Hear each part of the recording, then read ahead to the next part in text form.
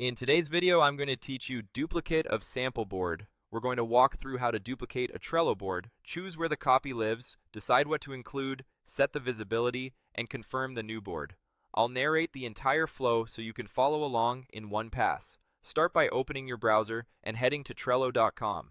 If you aren't already signed in, log in so you can see your boards.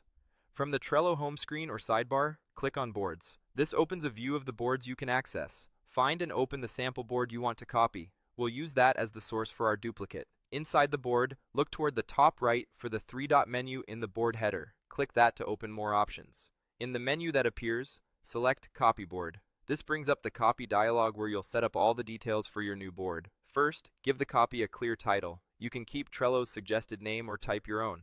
A descriptive name like duplicate of sample board helps you and your team recognize what it is right away. Next, choose the workspace where the copied board will live. Click the workspace dropdown and select the destination. If you need a new workspace for this board, click New Workspace and follow the prompts to create it, then return to the copy dialog. Placing the board in the right workspace from the start saves you time later and ensures the right people can find it. Now decide what you want to bring over. You'll see options with checkboxes that control the contents of the duplicate. Tick the available checkboxes for the elements you want included in the copy. If your board uses template cards, toggle. Keep template cards so those remain intact.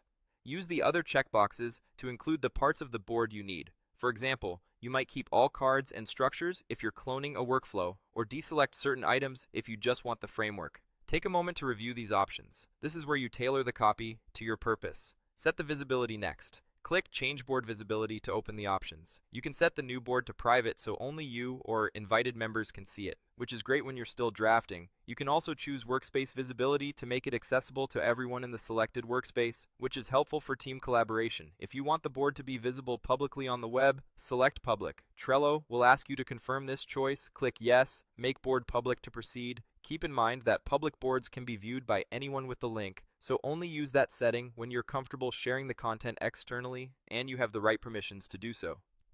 With the title, workspace, content options, and visibility set, click Create. Trello will generate the duplicate using your selections. After a moment, you'll land on your new board. You should see the copied board name, such as duplicate of sample board, at the top, and the board will reflect the options you chose, whether that's including template cards, keeping selected items, and applying the visibility you set.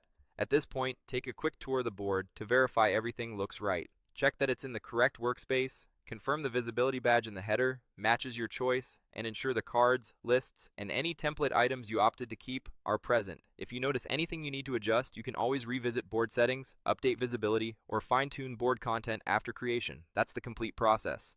You went to Trello, opened your source board, used the three-dot menu to copy it, named the new board, chose a workspace, selected the content to include with the relevant checkboxes, set visibility, including confirming if you chose public, and clicked Create to finish. You now have a clean duplicate ready for your next project.